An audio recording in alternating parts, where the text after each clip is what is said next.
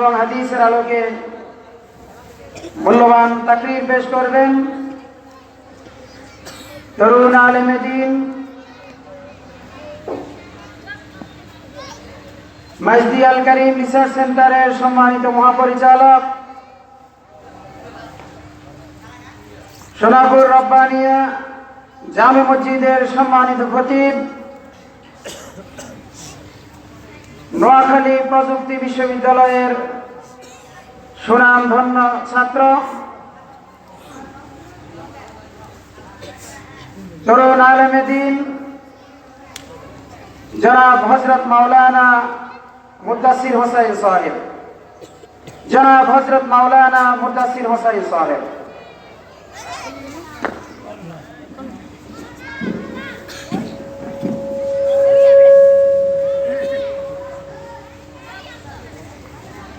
السلام عليكم ورحمة الله وبركاته.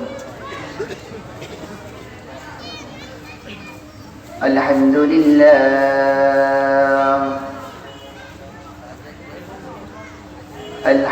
لله يستعينه ونستغفره ونؤمن به ونتوكل عليه ونعوذ بالله من شرور أنفسنا ومن سيئات أعمالنا. من يهده الله فلا مضل له ومن يضلله فلا هادي له. ونشهد أن لا إله إلا الله ونشهد أن محمدا عبده ورسوله.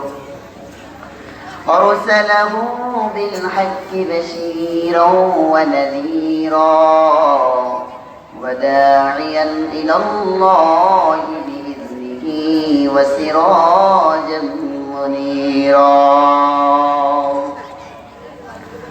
أما بعد فأعوذ بالله من الشيطان الرجيم. بسم الله الرحمن الرحيم. يا أيها الذين آمنوا صلوا عليه وسلموا تسليما. اللهم صل على سيدنا ونبينا وشفيعنا وحبيبنا ومولانا محمد صلى الله عليه وعلى آله وأصحابه وبارك وسلم.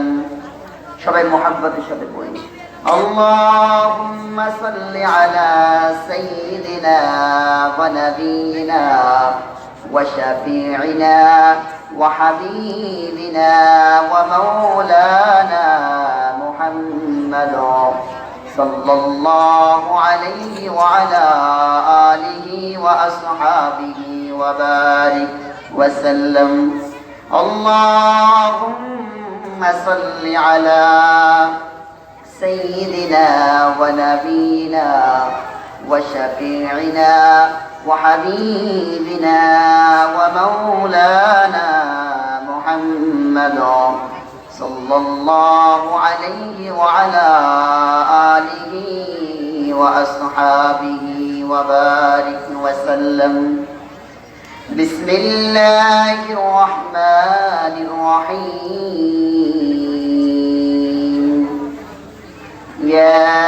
ياسين والقرآن الحكيم.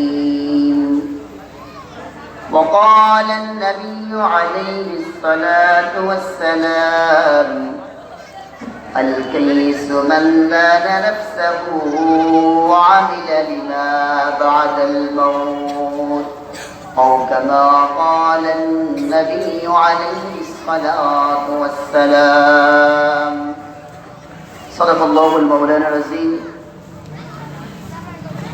সরযাত্রা কোরআন প্রচার সংস্থার উদ্যোগে আয়োজিত 19তম তাফসীরুল কোরআন মাহফিলের আজ শেষ অধিবেশনের শেষ দিনের প্রথম অধিবেশনে মুহতারাম সভাপতি হযরতে উলামায়ে কেরাম, দূর দূরান্ত থেকে আগত আল্লাহ তাআলার যাকিরিন শাকিরিন বান্দা, বিশেষ করে আমার পর্দার অন্তরালের সম্মানিতা মা ও বোনেরা, আমার পরিবার টুকরা যুবক ভাইয়েরা, ছোট ছোট ভাইয়েরা, আল্লাহ তাআলার দরবারে লাখো শুকরিয়া আদায় করতেছি যে মালিক আপনাদেরকে এবং আমাকে সুস্থ রেখে এই তাফসীরুল কোরআন মাহফিলের শেষ দিনের প্রথম অধিবেশনে মাহফিলের মধ্যে আসার বসার কিছুদিনই আলোচনা করা এবং শোনার যে তৌফিক দান করলেন, এজন্য শুকরিয়া দান বলে আলহামদুলিল্লাহ। আল্লাহ তাআলার এই তামাম কায়নাতের ভিতরে আল্লাহ তাআলা অগণিত অসংখ্য নবী রাসূল আল্লাহ তাআলা এই দুনিয়ার মধ্যে সৃষ্টি করেছেন। আল্লাহ তাআলা এই দুনিয়ার মধ্যে 18,000 মাখলুকাত সৃষ্টি করেছেন। তার মধ্য থেকে শ্রেষ্ঠ মাখলুকাত করে, শ্রেষ্ঠ নবী, শ্রেষ্ঠ উম্মত করে আল্লাহ তাআলা আমাদেরকে সৃষ্টি করেছেন। এজন্য শুকরিয়া আদায় করে আলহামদুলিল্লাহ।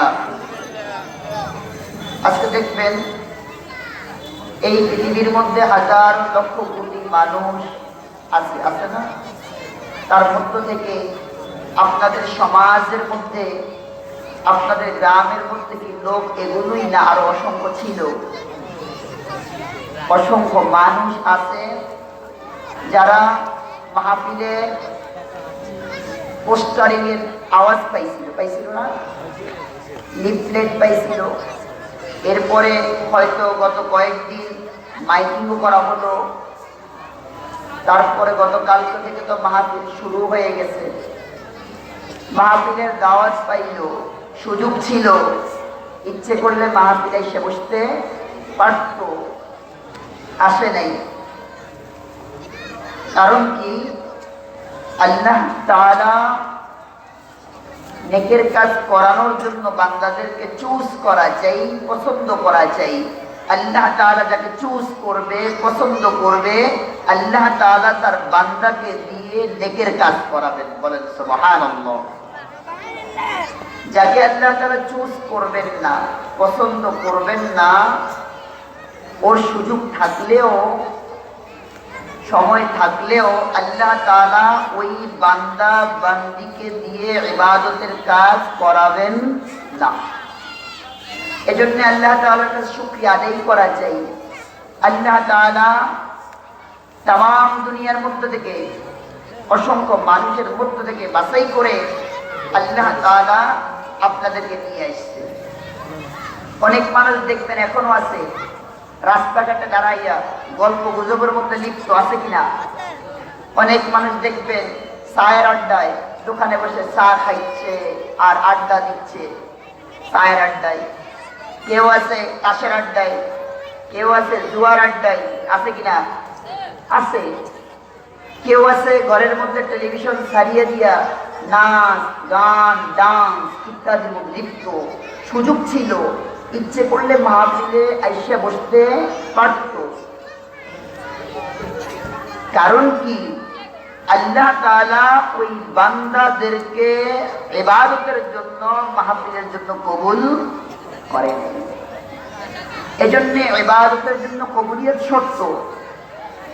শায়খ হুজুর রহমাতুল্লাহি আলাইহি আল্লাহর কুতুব সরমানের জমিনের মধ্যে ঘুমাইয়া আছেন। শায়খ হুজুর রহমাতুল্লাহ আলাইহি বলতো, বাবা,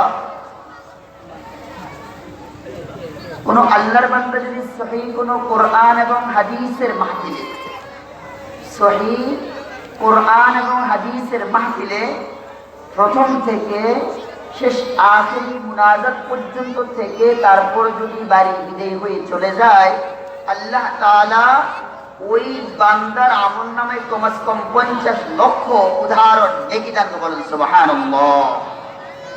কত লক্ষ নাকি? 50 লক্ষ উদাহরণ নেকি দান করেন আল্লাহ তাআলা। এজন্যে আমরা যদি জমে বসতে পারি, এই প্রথম অধিবেশন থেকে শুরু করে আখেরি মুনাজাত দিয়ে যদি বাড়ি বিদায় হয়ে চলে যায়, আল্লাহ তাআলা আমাদের আমল নামায় 50 লক্ষ নেকি দান করে বলেন সুবহানাল্লাহ। এজন্যে আল্লাহ তাআলা আমাদেরকে সৃষ্টি করেছেন।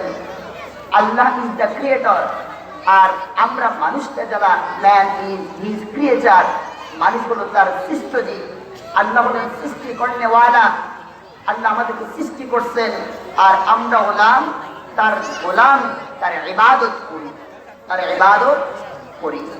এই জন্যে আমরা যারা মালিকের ইবাদত করি, আমাদেরকে একটু গবেষণা করা চাই, গবেষণা করা চাই।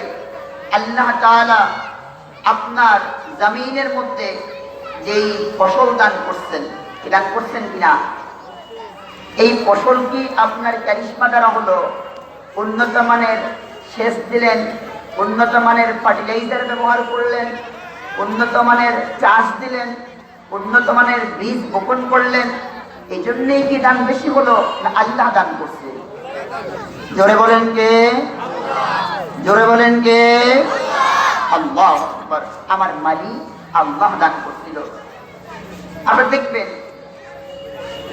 যেই মানুষের সাথে মিশলে বোঝা যায় ওর ক্যান্সার হয়েছে। কি হয়েছে?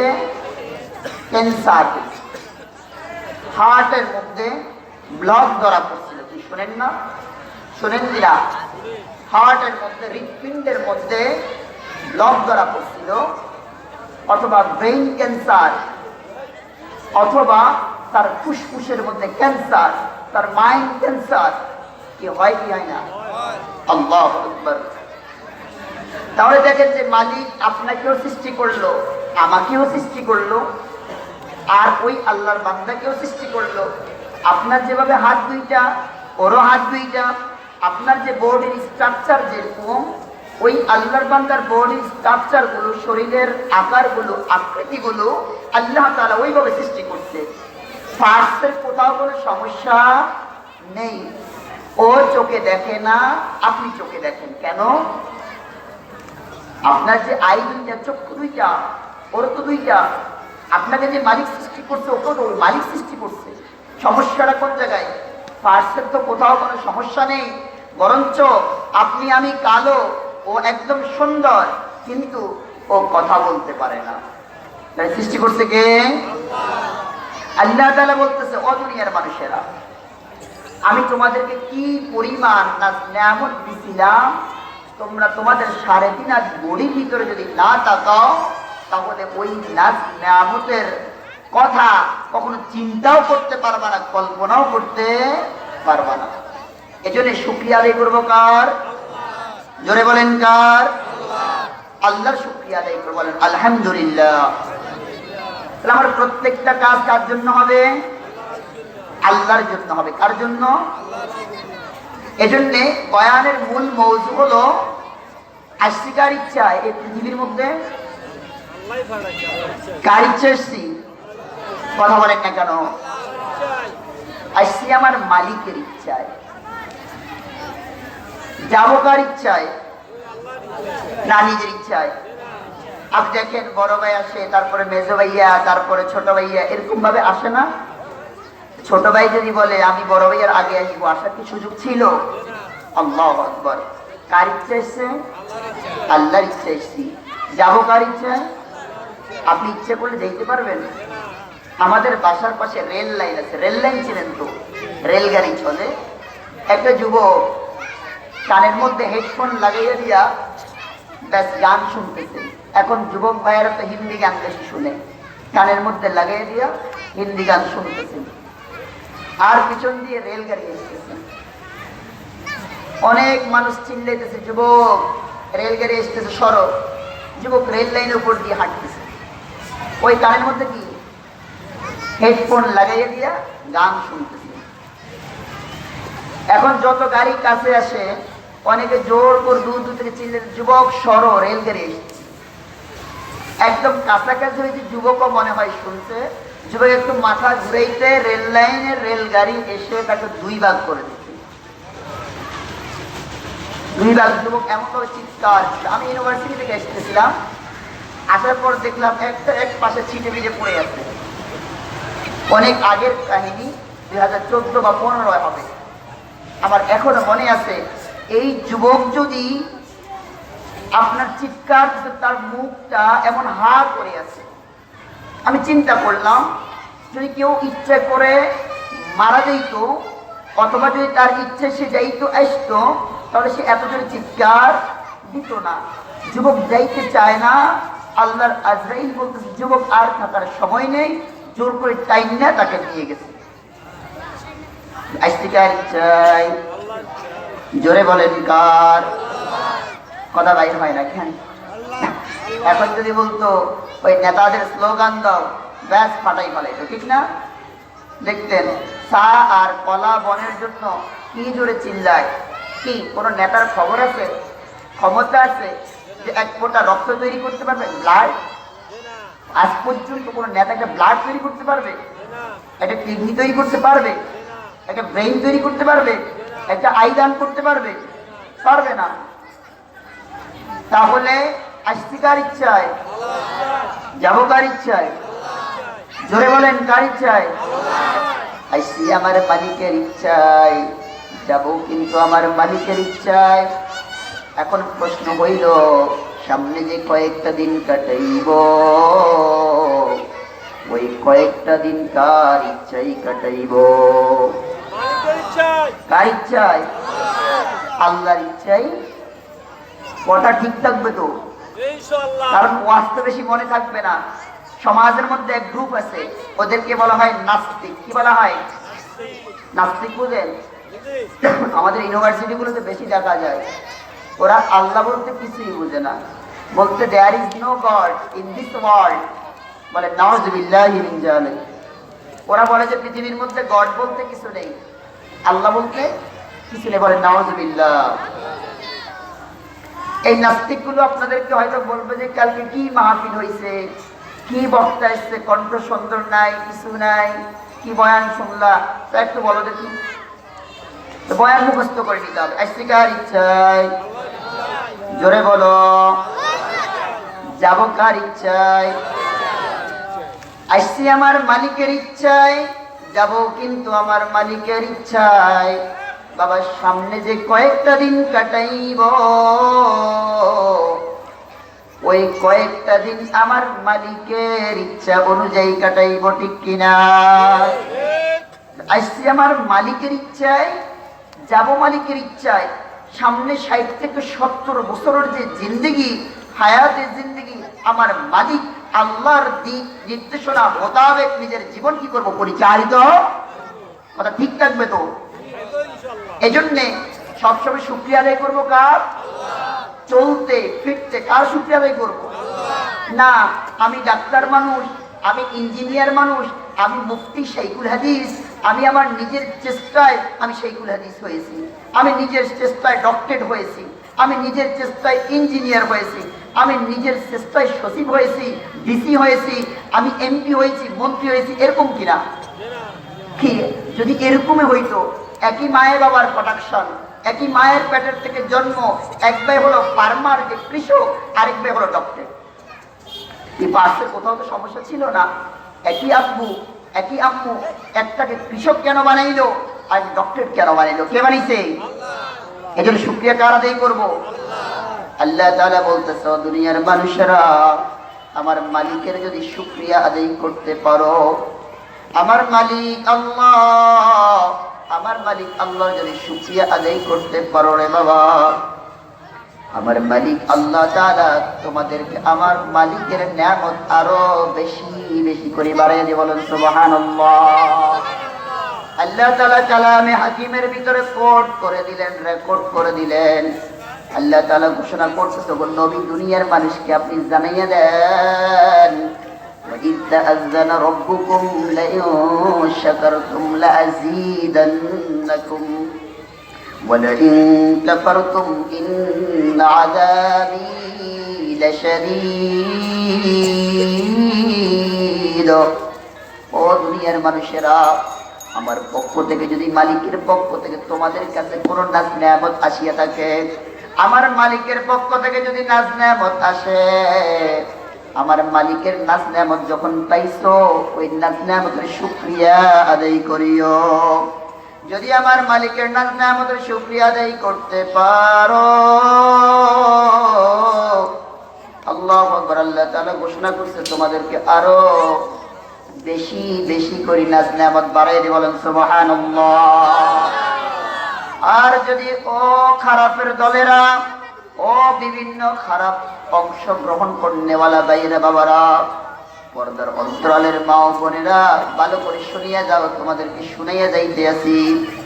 আর যদি নাফরমানি করো, বেঈমানি করো, কৃতজ্ঞ হও, আল্লাহ তাআলার নাফরমানি যদি করো, নিয়ামত পাওয়ার যদি না শুকরি করো, অকৃতজ্ঞ হও, আল্লাহ তাআলা ওয়াদা করতেছে আমি নাজ নেয়ামত যেগুলো দিয়েছিলাম ওগুলো ছিনাইয়া নিয়ে যাইব। শুধু ওই নাজ নেয়ামত ছিনাইয়া নিবই না, আল্লাহু আকবার, তোমাদের উপর কঠিন শাস্তি, আযাব, একবারে বলেন নাউযুবিল্লাহ। তাহলে মালিক যেই নাজ নেয়ামত দান করছিলেন, ওই যদি শুকরিয়া আদায় করি তাহলে বাড়াইয়া দিবেন, আর যদি শুকরিয়া আদায় না করি সেগুলো ছিনাইয়া নিয়ে দিবেন। এখন আপনার দায়িত্ব, আপনি নাজ নেয়ামতের শুকরিয়া আদায় করবেন না করবেন না। আপনি কি মালিকের পক্ষে থাকবেন না থাকবেন না, এটার দায়িত্ব আপনার দায়িত্ব। এজন্যে বৃদ্ধ বয়সে ইবাদত করা আর যুবক বয়সে ইবাদত করার মধ্যে পার্থক্য আছে। কারণ বৃদ্ধরা তো বোনাস থাকে, কি থাকে? বোনাস থাকে, পেনশনে থাকে, ওদের ইবাদতের মধ্যে খুশু খুশু ভাবে থাকে না। জওয়ানটি বয়সে যেভাবে ইবাদত থাকে, আল্লাহ রাসূল আলাইহিস সালাতু ওয়াস সালাম বলতেছেন যে সমাজের যুবকগুলো ভালো, ওই সমাজ ভালো, বলেন সুবহানাল্লাহ। এই সমাজের যুবকগুলো যত খারাপ, ওই সমাজ সবচেয়ে তত বেশি খারাপ, বলেন নাউযুবিল্লাহ। এখন সমাজের যুবকদের পিছনে মেহনত করা চাই। কি করা চাই? মেহনত করা চাই। যুবকগুলো আল্লাহ ওয়ালা হবে। কি হবে? আল্লাহ ওয়ালা হবে। আমি ইংলিশের মধ্যে একটা লিটারেচারে পড়ছিলাম, money is loss, something is loss, but character is loss, everything is loss. যদি অর্থ চলে যায়, অর্থ পাওয়া যায়, চরিত্র যদি চলে যায়, ওই চরিত্র আর কখনো ফেরত পাওয়া যায় না। সমাজের মধ্যে আজকে যুবকদের দেখবেন অধঃপতন শুরু হলো। ইফতিসিং এর মধ্যে কারা এক নম্বরে? যুবকরা এক নম্বরে। কি বৃদ্ধ কেউ ইফতিসিং করে? আপনারা কোনদিন ইফতিসিং করছেন? সোজা হয়ে বৃদ্ধ দাঁড়াইতে পারে না, ইফতিসিং করবে। সমাজের মধ্যে ইয়াবা পান করে কারা? যুবকরা। কার পিছনে মেহনত করতেছেন? সমাজের প্রত্যেকটা যুবকের পিছনে মেহনত করা চাই। যুবকের পিছনে মেহনত করা চাই। যে মদ পান করে যুবক পান করতেছে, তাস খেলতেছে যুবক খেলতেছে, চুরি করতেছে যুবক করতেছে, সবগুলো আমাদের যুব সমাজ নষ্ট হয়ে যাচ্ছে। কাল কিয়ামতের ময়দানে এই যুবকগুলো আসামির কাঠগড়ায়, আদালতের কাঠগড়ায় আপনাকে আমাকে দাঁড় করাই দেবে। এজন্য মেহনত করব, মুজাহাদা করব। কার পিছনে? যুবকদের পিছনে। কারণ ছোট্ট কালে, যুবক কালে যদি তাকে যদি ইসলামের ছায়াতলে যদি আনতে পারি, আল্লাহু আকবার, যখন ওরা বৃদ্ধ হবে সমাজ চলবে, ইসলামিক সমাজ চলবে। প্রত্যেকটা সমাজের যুবকগুলো আল্লাহওয়ালা হয়ে যাবে, বলেন সুবহানাল্লাহ। এজন্য সমাজের মধ্যে নাস্তিকরা, আমি যে প্রথমেই বলছিলাম আপনাকে আজকে বয়ানের পরে 50 লক্ষ উদাহরণ নেকি দান করা হবে। আপনি যদি এই 50 লক্ষ নেকি নিয়ে যদি পাশের বাজারে যান, দেখেন নাস্তিকগুলো কিভাবে একটা গ্রুপ ওরা কাজ করে। ওরা আল্লাহ বলতে বিশ্বাস করে না। সমাজের মধ্যে ইসলামী কোন কালচার, সংস্কৃতি চলবে ওরা পছন্দ করে না। আপনি দেখবেন সমাজের মধ্যে ওদের গায়ের মধ্যে জ্বলন দিবে যাদের সাথে ইবলিসের সাথে সম্পর্ক আছে। কার সাথে? ইবলিসের সাথে। কোন মুসলমানের সন্তান কোরআন এবং হাদিসের আলোচনাগুলো, অনুষ্ঠানগুলোর বিরুদ্ধে বলতে পারে না। এক গ্রুপ বসে বসে বলবে, ব্যাস আজকে কোথায় থেকে কি বয়ান করছে, সারা রাত ঠান্ডার ভিতরে বসে আছে। এই বয়ানের দ্বারা লাভ আছে কিনা? আপনি দেখবেন আজকে যদি এখানে ডান্স হইতো, গান হইতো, নাচ হইতো, লোকের জায়গা হইতো, টিকিট বিক্রি করিয়ে তো টিকিট শেষ হয়ে যেত, এরকম না? কিন্তু যদি ইসলামিক মাহফিল, সাংস্কৃতিক কোনো অনুষ্ঠান হয়, মানুষ আসে কেন? এখনো মানুষ নেকি যে দরকার, নেকি যে কি প্রয়োজন, এটা মানুষের বুঝে আসে না। কি আসে না? বুঝে আসে না। এখন এই বুঝ কখন আসবে? এই বুঝ কখন আসবে? মৃত্যুর পরে। মৃত্যুর পরে বুঝ আসলে ওটা কোনো কাজ হবে? কোনো কাজ হবে না। বুদ্ধিমান তো ওরাই যারা মৃত্যুর আগে কি করবে? চিন্তা করবে। আমি খুতবার মধ্যে একটা হাদিস পড়ছিলাম, قال النبي عليه الصلاة والسلام الكيس من دان نفسه وعمل لما بعد الموت। বুদ্ধিমান, বুদ্ধিজীবী হলো ওরা, আল্লাহু আকবার, যারা চিন্তা করে, গবেষণা করে আমার মৃত্যুর পরে আমার কি অবস্থা হইবে, এই চিন্তা গবেষণা যারা করবে ওরাই হলো পৃথিবীর মধ্যে সবচেয়ে সেরা বুদ্ধিমান। বলেন সুবহানাল্লাহ। ওরাই পৃথিবীর মধ্যে সবচেয়ে সেরা বুদ্ধিমান, বুদ্ধিজীবী। আপনি বুদ্ধিজীবী দাবি করা লাগবে না, বুদ্ধিমান দাবি করা লাগবে না। আল্লাহর রাসূল সার্টিফিকেট দিচ্ছে আপনি সেরা বুদ্ধিমান হবেন আপনি যখন চিন্তা করবেন আমার মৃত্যুর পর আমার কি অবস্থা হবে। আর যার ভিতরে চিন্তা গবেষণা ডুববে, ওই আল্লাহর বান্দা বান্দি জীবন থাকতে কোনোদিন খারাপ কাজের দ্বারে কাছেও যাইতে পারে না। কথা ঠিক কিনা? এজন্য বাবা খুব খেয়াল রাখা চাই। আল্লাহু আকবার। অনেক মানুষ বিভিন্ন রকম প্রশ্ন করতে পারে, আল্লাহু আকবার। প্রশ্নের জন্য আগে হিসাব নিকাশ করিয়া ভালো করে বয়ান কিন্তু বুঝতে হবে। আমি বয়ানে ঢুকার আগে খুব ভালো করে মনোযোগ সৃষ্টি করার চেষ্টা করতে আছি। ও যুবক ভাইরা, পর্দার অন্তরালের মা বোনেরা, খুব ভালো করিয়া হিসাব নিকাশ মিলাইয়া মালিকের খবরে যাইও রে বাবা। কারণ কি, আমি অনেক গবেষণা করে দেখছি, আল্লাহু আকবার, আল্লাহ, অনেক গবেষণা করে রিসার্চ করিয়া অনেক কিছু আলোচনা করে দেখলাম এই দুনিয়া কিন্তু বেশি দিনের নয়।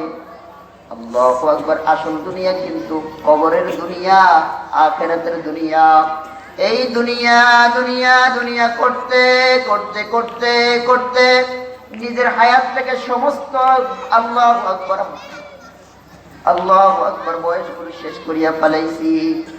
একটু গবেষণা করো, চিন্তা করো, আল্লাহু আকবার, এই মালিক যে আমাকে সৃষ্টি করলো, কেন বানাইলো, কি জন্য বানাইলো। এজন্যে বাবা, যদি মৃত্যু হয়ে যায় ওই সময় চিন্তা করার, গবেষণা করার, বুঝার কোনো সময় থাকবে না, আর ওই সময় পাওয়া যাবে না। এজন্য যতক্ষণ চিন্তা করতে হবে, মৃত্যুর আগেই কিন্তু চিন্তা করা চাই, মৃত্যুর আগেই কিন্তু গবেষণা করা চাই। এই জন্য আল্লাহু আকবার, আমাদের মৃত্যুর আগে আমাদের নেকির দরকার আছে কিনা?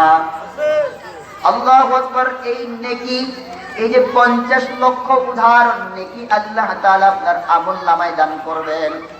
পাশের বাজারে দিয়ে যদি বলেন, দোকানদার ভাই, হুজুর বলছিল কালকে মাহফিল ছিলাম, 50 লক্ষ উদাহরণ নেকি কামাই করে আসছি, এর বিনিময়ে এক জোড়া জুতা দেন, দিবে? কি দিবে? দেবে না। যদি বলেন দোকানদার ভাই, মাহফিলে গেছিলাম 50 লক্ষের মতো নেকি নিয়ে আসছি, এই নেকির পরিবর্তে 1 কেজি চাউল দেন, দেবে কিনা? কি দেবে? এক জোড়া জুতাও পাইলেন না, 1 কেজি চাউলও পাইলেন না। এখন নাস্তিক গুলো বলে এমন নেকি কামাই কোন পাগলে? বলেন নাউযুবিল্লাহ। ওরা বলে নগদ যা পাও হাত পেতে নাও, বাকির খাতায় শূন্য থাকুক, বাকির খাতায় শূন্য থাক। ওরা নগদে বিশ্বাসী। আসলে কি নেকির কি দাম নাই? কি কোথায়? আল্লাহু আকবার। নেকির একটা বাজার আছে। কি আছে? বাজার আছে। আপনি দেখবেন ইউএস এর ডলার গুলো কি মূল্য নাই? আপনি ইউএস এর ডলার নিয়ে এই গ্রামের দোকানদারকে বলেন, ভাই এটা ইউএস এর ডলার, আমাকে এর বিনিময়ে সদাই দেন, দোকানদার দেবে? দেবে না। দোকানদার ভাই তো ইউএস এর ডলার চিনে না। এ বাঙালি টাকা দেন ভাই, টাকা দিলে কি দিব? মাল দেবে, ঠিক না? ইউএস এর ডলারের কি মূল্য নাই? সৌদি আরবের রিয়েল, বাংলাদেশের একদম গ্রামে যেয়ে দোকানদার ভাই এটা সৌদি আরবের রিয়েল, এর বিনিময়ে আমাকে 500 টাকার সদাই দেন, দোকানদার দেবে? আমি রিয়েল চিনি না, আমাকে বাঙালি কি দেন? টাকা দেন। তাহলে কি ইউএস এর ডলারের মূল্য নাই? কোথায় আছে? ইউএস এর মধ্যে আছে। সচরাচর ইউএস এর বাজারে আপনি ইউএস এর ডলার দিয়ে আপনি ক্রয় বিক্রয় করতে, তদ্রুপ বাংলাদেশের টাকা বিদেশে যে পকেটে করে নিয়ে গেলেন, ইউএসএ গেলেন, কানাডা গেলেন, যাই বলতেছেন ভাই এই টাকা আমাদের দেশের 500 টাকা, এর বিনিময়ে আমাকে এই কিছু মাল দেন, দোকানদার দেবে? কেন? এই জন্য কি বাংলাদেশের টাকার কি মূল্য নাই? কোথায় আছে? বাংলাদেশের মধ্যে আছে। যার যেখানে বাজার সেখানে মূল্য। নেকির একটা বাজার, নেকির একটা কি আছে? এটা কখন? আল্লাহু আকবার, যখন চক্ষু দুইখান চিরতরে বন্ধ হইয়া যাইবে, যখন চক্ষু দুইখান চিরতরে বন্ধ হইয়া যাইবে, তখন নেকির বাজার চালু হইয়া যায়। বলেন সুবহানাল্লাহ। তখন নেকির বাজার চালু হয়ে যাবে। যখন কি হবে? আপনার ইন্তেকাল হবে, নেকির বাজার চালু হয়ে গেল। আল্লাহু আকবার। নেকির বাজার যখন চালু হবে কিয়ামতের ময়দানে, আল্লাহু আকবার, মানুষগুলো মাত্র এক একটা নেকির জন্য ধরা পড়বে। কয়টা নেকি? জোরে বলেন কয়টা? এগুলো নিয়ে নাস্তিকরা সমালোচনা করে। কয়টা নেকি? একটা নেকির জন্য ধরা পড়বে। আল্লাহু আকবার। বলবে, ওগো মালিক, আমি একটু ঘুরিয়া ফিরিয়ে আসি, দেখি একটা নেকি পাওয়া যায় কিনা। এখন সে চিন্তা করবে, দুনিয়ার মধ্যে সবচেয়ে আপন ছিল আমার মা। মাকে বলবে, মা গো, দুনিয়ার মধ্যে সবচেয়ে আপনজন ছিল গো মা। আল্লাহু আকবার। তুমি না খাইয়া আমাদেরকে খাওয়াইছিলা মা। ঠান্ডার ভিতরে, প্রচন্ড শীতের ঠান্ডা, ওই ঠান্ডার ভিতরে প্রস্রাব করে দিছিলাম, তুমি প্রস্রাবের মধ্যে ঘুমাইছো, আমাদেরকে কম্বলের মধ্যে, ল্যাপের মধ্যে ঘুমাইছিলাম। ওগো মা, কত মুহাব্বত করিয়া মানুষ তোমাকে একটা মিষ্টি দিছিল, ওই মিষ্টি তুমি খাও নাই। আমার সন্তান স্কুল থেকে আসবে, মাদ্রাসা